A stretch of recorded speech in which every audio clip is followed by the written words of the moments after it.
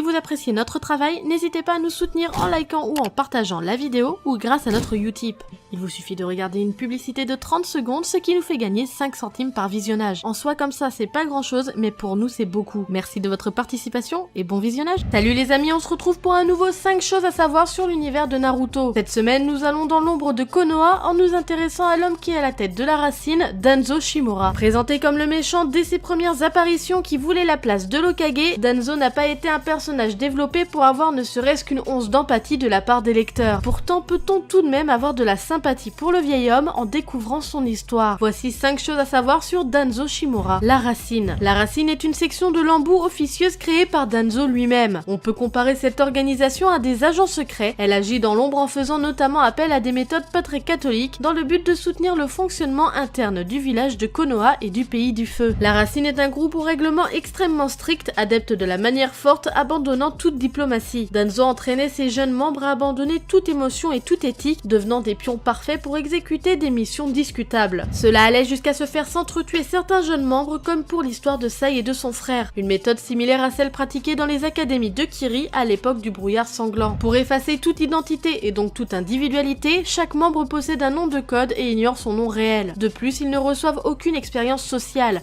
étant tenus à l'écart de la société, sauf dans le cadre de missions les mélangeant aux autres ninjas. Comme je vous l'ai dit, la racine est l'équivalent d'une agence d'agents secrets très prévoyante si l'on peut dire. Sur la langue de chaque membre est apposé un sceau, le Juinjutsu de Danzo, qui paralyse leur corps tout entier s'ils tentent de révéler quoi que ce soit concernant la racine ou Danzo à l'extérieur, rendant impossible toute trahison en cas d'interrogatoire. Le sceau est disparu après la mort de Danzo. Le nom de l'organisation vient du point de vue qu'avait Danzo sur lui-même par rapport à Hiruzen Sarutobi, qui était l'opposé de Danzo dans sa vision des choses. Il voyait Hiruzen comme les feuilles qui se prélassent au soleil, tandis que lui était les racines enterrées dans les ténèbres. La politique. Danzo est un politicien, nous ne pouvons pas le renier. Tout ce qu'il a fait était dans un premier temps pour le hisser au poste de Hokage, mais surtout pour le bien, selon lui, du village. Quand Hiruzen le devança pour le poste de Hokage, Danzo créa une filiale de l'embout qu'il nomma Racine. Cette organisation avait pour but de collecter des informations dans l'ombre pour le village, mais surtout pour être une sécurité pour lui-même, pour créer sa propre armée pour monter à la tête du village. Durant la troisième grande guerre ninja, Danzo accepta d'apporter son aide à Hanzo du village d'Ame. C'est celui-ci l'aidait à acquérir le titre de Hokage. Il envoya une partie de ses forces s'occuper des orphelins d'Ame, mais elles furent toutes exterminées par Nagato. Après l'attaque du démon renard à 9 queues sur Konoha, Danzo fut l'un des anciens à suspecter une implication du clan Uchiwa dans l'incident et fut partisan pour l'isolation du clan dans une zone retirée du village, où les Uchiwa pourraient être aisément surveillés. Lorsque la rumeur d'un coup d'état mené par le clan Uchiwa arriva jusqu'aux dirigeants de Konoha, Danzo profita des tendances pacifistes d'Itachi Uchiwa et le convainquit de fournir des informations sur les agissements du clan aux anciens et à lui-même. Alors que les tentatives de Hiruzen de calmer les esprits par la diplomatie échouèrent, Itachi reçut l'ordre d'exterminer le clan Uchiwa par Danzo. Il lui promit de ne pas faire de mal à Sasuke Uchiwa s'il réalisait cette mission. Itachi menaça de révéler tout ce qu'il savait sur Konoha au village ennemi si Danzo faisait le moindre mal à Sasuke. Malgré sa réputation d'extrémiste, Danzo cherchait à ce que le monde des shinobi connaisse la paix. Il réussit d'ailleurs à y participer en unissant les forces de tous les ninjas sous le contrôle de Konoha. Il cherchait également à atteindre le titre de Hokage,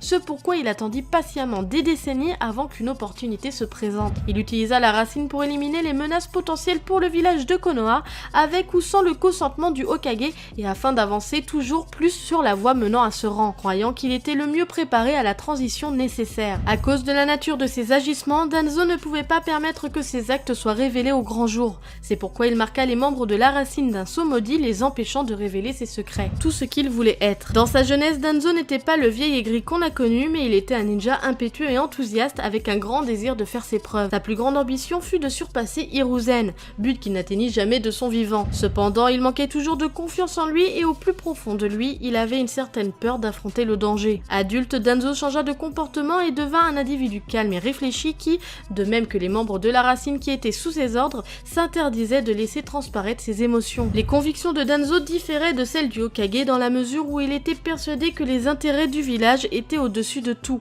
y compris au-dessus des notions d'éthique et de morale. Extrémiste, Danzo préférait éliminer les menaces directement, n'hésitant pas à assassiner et à exécuter plutôt que d'essayer de négocier et de faire preuve de diplomatie. Il faisait preuve de fanatisme envers l'idéal selon lequel un ninja devait absolument tout sacrifier pour le bien de son village. Malgré ses méthodes immorales, Danzo avait un sens de l'honneur et de la noblesse. Quand il était jeune, pendant la mission qui fit de Hiruzen le troisième Hokage, après une longue longue lutte intérieure, il était volontaire pour se sacrifier afin de donner à ses équipiers le temps de s'enfuir, bien que Sarutobi se soit manifesté avant lui. Son changement extrême de comportement est une façon de rejeter le comportement qu'il avait eu plus jeune. Danzo n'a jamais assumé d'avoir été un lâche et d'avoir été celui qu'il était tout simplement. L'admiration qu'il avait pour Hiruzen fut transformée en obsession, ce qui transforma considérablement son tempérament et sa vision des choses. Les règles qu'il imposera à la racine ne sont que le reflet de la honte qu'il avait de lui-même. Le fait d'imposer à ses soldats d'oublier toute émotion est le résultat de la honte qu'il a eu d'avoir de se sacrifier pour son village, les Sharingan. On commence enfin à comprendre qui était Danzo. Il était avant tout un ninja qui n'avait pas de capacité extraordinaire et était très envieux des autres qui, eux, avaient soit des traits héréditaires,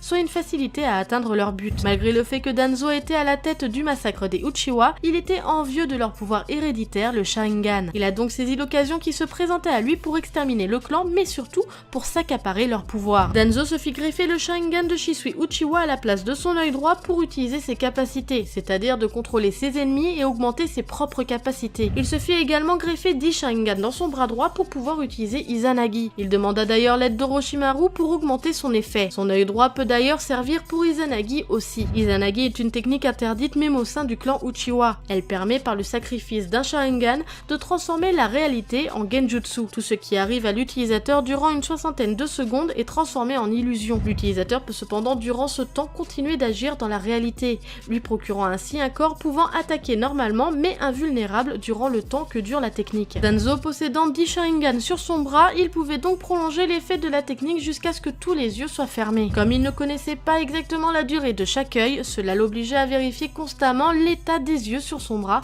et c'est comme ça qu'il a permis à Sasuke de comprendre sa stratégie. Hiruzen Sarutobi. Hiruzen et Danzo étaient amis d'enfance et passaient beaucoup de temps ensemble. Danzo avait énormément d'admiration pour celui qui deviendra le 3e Hokage et comme je vous l'ai dit, cette admiration se transforma en obsession puisque Hiruzen était tout simplement la représentation de l'idéal qu'aurait voulu être Danzo. Danzo venait d'une famille où ses prédécesseurs étaient tous morts au combat et avec honneur, et ce simple fait était à la fois une fierté mais surtout une pression pour Danzo qui, plus jeune, était peureux. Donc forcément, quand Hiruzen eut le courage de se désigner pour se sacrifier pour le village avant lui, Danzo y vit une offense mais surtout une déclaration de rivalité. De plus, Tobirama, juste avant de se sacrifier pour cette même mission, fit de Hiruzen le 3e Hokage sous le nez de Danzo. Ces deux facteurs firent de Danzo un être obsédé par son ancien ami jusqu'à créer une organisation pour pouvoir dans l'ombre contrôler le village, jusqu'à pouvoir être à sa tête officiellement. Danzo changea du tout au tout et n'était plus le jeune homme trouillard mais deviendra un vieil homme sans scrupules qui n'hésitera pas à éliminer les problèmes plutôt que de les résoudre. On comprend qui est réellement Danzo juste avant sa mort alors qu'il fera un dernier sacrifice pour Konoha. Ce 5 choses à savoir sur Danzo se termine, j'espère qu'il vous aura plu. Comme d'habitude, n'hésitez pas à me le dire par commentaire et à me partager vos anecdotes et si vous appréciez ou pas ce personnage qui est quand même très dur